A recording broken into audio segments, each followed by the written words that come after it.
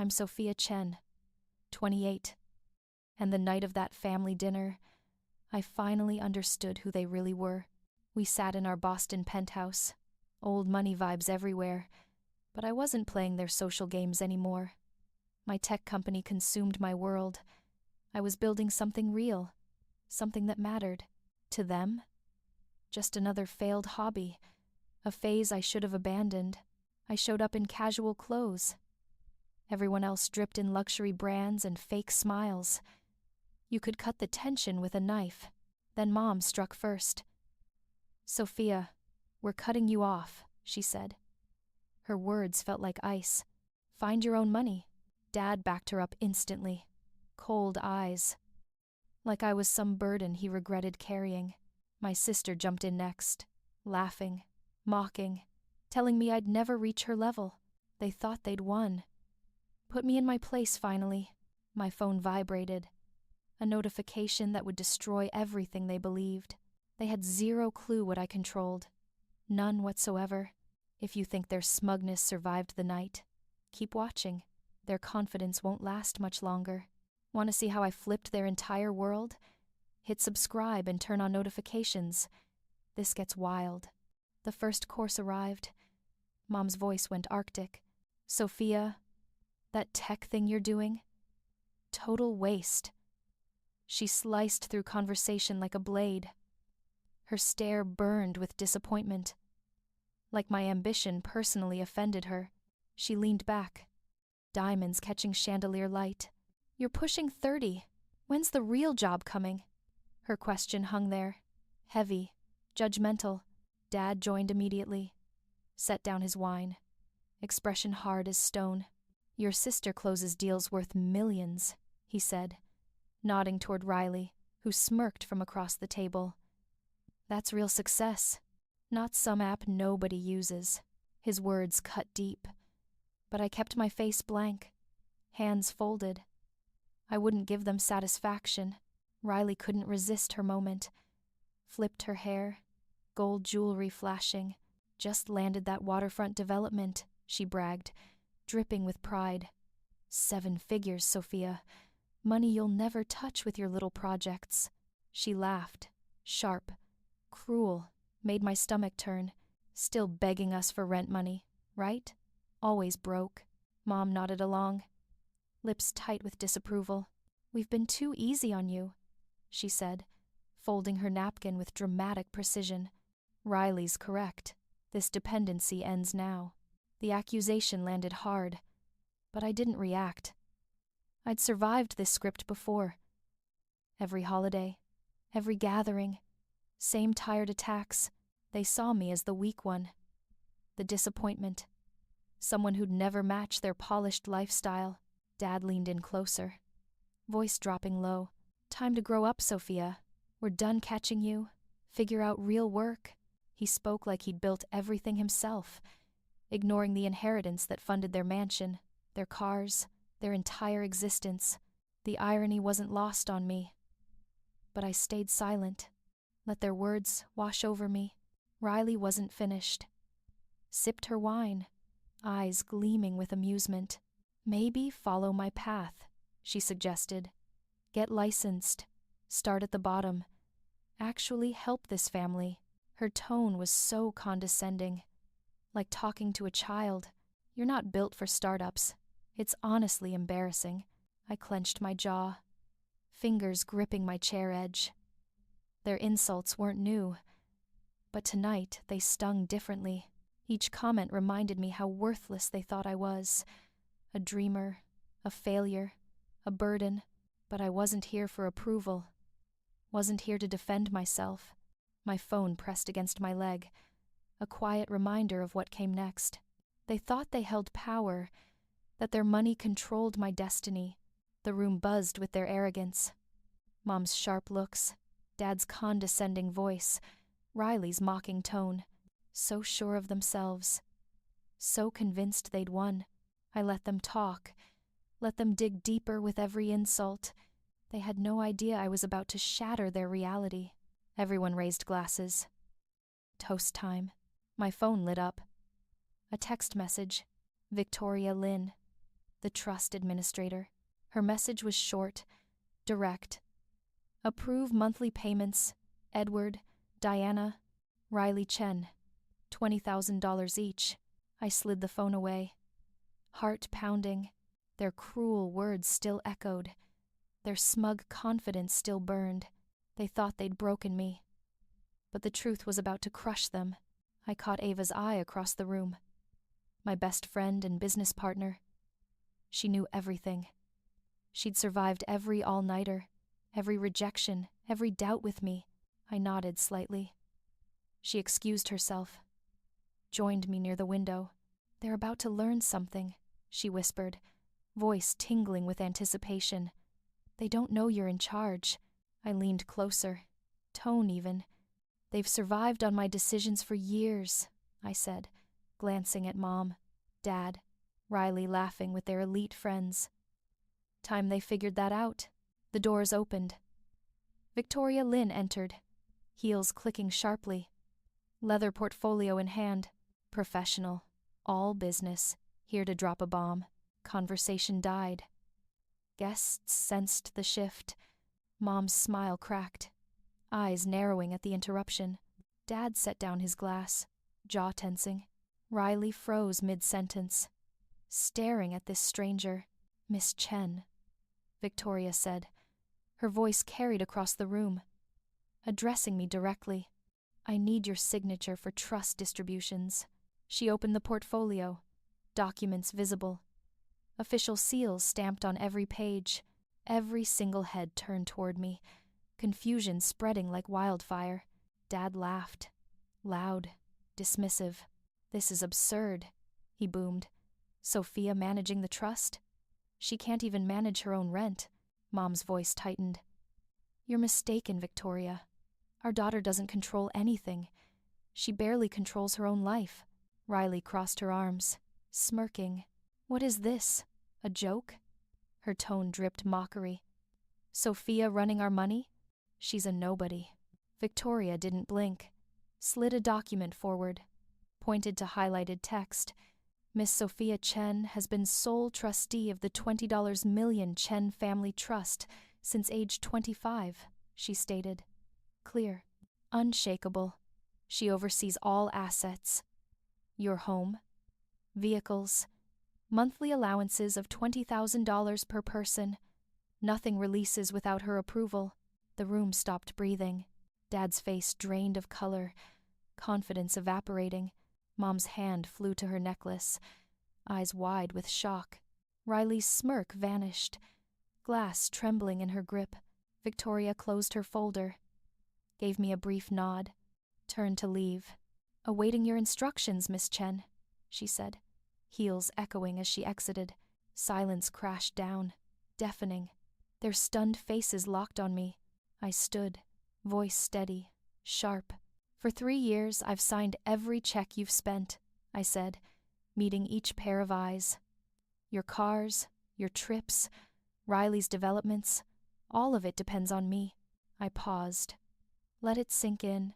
You thought you ran things. But it's always been me. Their world started crumbling, and I was just beginning. Dessert plates arrived. My phone buzzed again. I pulled it out, ignored the fake conversation around me.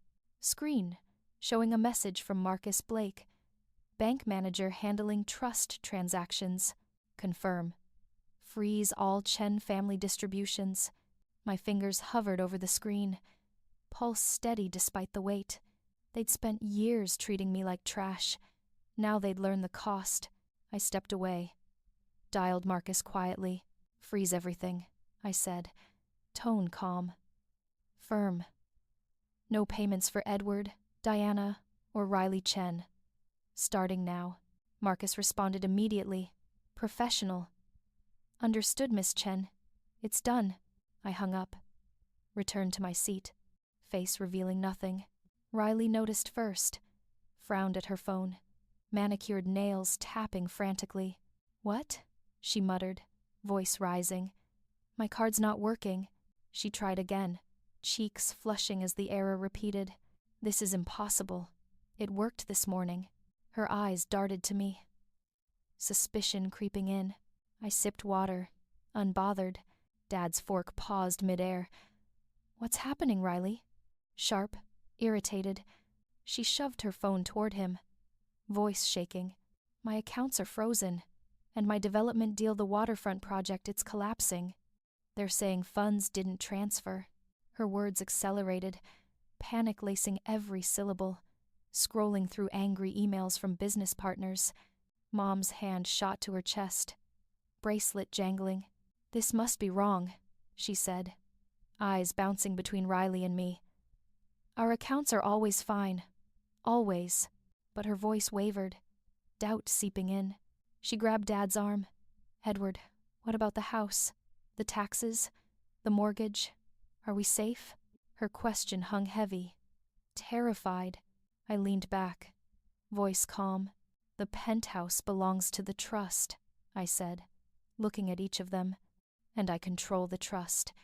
Without my approval, there's no money for taxes, nothing for anything." Dad's face went white, confidence shattered. "That's insane," he stammered, voice lacking conviction. "We don't need your permission for our own lives." Riley jumped in, desperate. "You're lying," she said, eyes wild. "You can't cut us off. We have our own money, our own deals." But her shaking hands told the truth, clutching her phone like a lifeline. Mom's voice cracked, trying to reason. "Sophia, be reasonable. We've always been there for you. This is just a misunderstanding." Her words were empty, a pathetic attempt to rewrite years of contempt. I shook my head, expression ice cold. "For 3 years, I've approved every dollar that funded your lifestyle," I said, voice cutting through their panic. "You thought you controlled me, but I've been controlling you." The truth hit like a wrecking ball, silencing all excuses. Riley's phone buzzed. Email from her biggest client. Contract cancellation. She gasped, face crumpling, her empire collapsing in real time. Dad tried recovering, voice rising. "We don't need your handouts," he said, but his clenched fists betrayed him. "We've done fine without you." I raised an eyebrow. Let the silence stretch. They could pretend, but reality was crushing them. Their lifestyle, their power, their entire existence, all depended on me. Mom's eyes glistened, composure shattering. "Sophia, you can't destroy us," she whispered, barely audible. But I didn't flinch. Their panic filled the room. Confidence shattered, and I felt nothing but cold certainty. They'd made their choice when they dismissed me, mocked me, tried breaking me. Now they faced the consequences. The dining room went silent, my earlier words still settling like dust. My phone pinged. New email. I glanced down, breath catching. The sender, a venture investor I'd pitched months ago. Subject line: "Concerns regarding your company's legitimacy." Blood boiled as I read. Riley had spread poison, told investors my startup was fake, a con, a desperate money grab. Her sabotage had killed a crucial funding round, nearly destroyed my company before it could survive. I looked up, eyes locking on Riley. "You told investors my company was a scam," I said, voice low, dangerous. Her face went pale, mouth opening to deny it, but I held up my phone, the email glowing like courtroom evidence. "This is from one of them. They heard it directly from you." Guest whispers faded. "All eyes on us," Riley stammered, hands shaking. "That's not true," she snapped, but her voice cracked, guilt bleeding through. Mom's eyes shifted between us, face mixing guilt and defiance. "Sophia, Riley was protecting our family name," she said, voice trembling but firm. "Your startup, it's unstable. She was helping us." Dad nodded, jaw tight. "She didn't mean harm," he said, tone softer, almost pleading. "She was keeping our reputation clean. You know how people talk." Their words hit like betrayal squared. They knew what Riley did, tried destroying my dream, and still defended her. Riley seized the opening, voice desperate but defiant. "I had to, Sophia. she said, eyes wild. Your app was embarrassing, dragging us down. I was saving the family. Her excuse was pathetic. Panic clear as she gripped her phone, her empire crumbling by the second. The room felt suffocating, air thick with collective betrayal. I set my phone down, gaze cold, steady. You all knew, I said, voice cutting through everything. You knew. Riley lied, tried destroying my work, and you're still protecting her. Mom's hand clutched her necklace, eyes glistening. But she didn't deny it. Dad looked away, his silence screaming volumes. Riley's shoulders slumped, bravado fading under exposure. You thought you could destroy me, I said, standing taller, voice unwavering. But for 3 years, I've funded everything. Your cars, your vacations, Riley's deals. You all betrayed me. And I'm done. I let the word hang. Heavy, undeniable. No more allowances, no more trust fund, not a single cent. Mom gasped, hands covering her mouth. Dad's face crumpled, authority vanishing. Riley's phone slipped from her hand, hit the table with a dull thud. Their world was collapsing, and I felt no sympathy. They'd chosen Riley's lies over me, protected her sabotage while crushing my dreams. Their loyalty wasn't to family. It was to status, comfort, appearances. Now they'd face what that choice cost them, and I'd walk away stronger than ever. As the party died down, I stood, ready to leave. The dining room felt heavy. Forced laughter replaced by suffocating stillness. Mom, Dad. Riley sat frozen, faces showing shock and defeat. I was done with apologies, excuses, their pathetic attempts to rewrite history. Time for my final play. To show them I didn't need their approval or their world to win. I straightened, voice ringing clear. The $20 million trust is mine to manage, I said, locking eyes with each one. And I'm redirecting every dollar into my startup. My tech company, the one you called worthless, is my future. You get nothing. Not now. Not ever. My words cut clean, sharp, final. Mom gasped, hand clutching her chest. But I didn't waver. This wasn't revenge. This was justice. Dad's voice broke the quiet. Low, strained. Sophia, the penthouse, he said, eyes pleading. If you don't release funds, we can't pay taxes. They'll take it. His admission was raw. The Boston penthouse, their status symbol now a burden they couldn't carry. I met his gaze. Unflinching. That's your problem now, I said. You made your choice when you dismissed me. Riley's head snapped up, eyes wild with panic. You're destroying me, she said, voice breaking. My clients are gone. My deals are dead. I'm finished without my reputation. Her hands shook, gripping her phone like it could save her. The woman who'd built her career on multi-million-dollar developments was unraveling, her lavish life slipping away. I felt nothing for her. She tried sabotaging my startup. Now her world collapsed under her own actions. Mom's voice trembled, barely a whisper. Sophia, we're your family, she said, eyes searching mine for mercy. You can't abandon us. But her words meant nothing. They'd abandoned me first. With mockery, favoritism, betrayal, I shook my head. Resolve unshaken. Family doesn't destroy each other, I said. Family doesn't spread lies to investors. You did that. Not me. I stepped toward the door. Voice steady. I don't need you to succeed, I said, words carrying years of weight. I've built my company from nothing, with my own work, my own vision. The trust fund is just a tool, one I'll use to prove you wrong. My startup wasn't a dream anymore. It was reality, proof I could stand alone. I didn't need their validation, their money, their name. The guests sat silent, eyes darting between us. Dad sat motionless, hands folded, staring at the table like it held impossible answers. Mom's shoulders slumped, face etched with resignation. Riley's fingers hovered over her phone. But no message could undo this damage. They'd underestimated me, thought they could control me. Now they saw the truth. Their world had always rested on my shoulders. I turned to leave. Steps deliberate. "You thought you could break me," I said, pausing at the door. "But I'm the one who's been holding you up. And I'm done." Their silence spoke everything.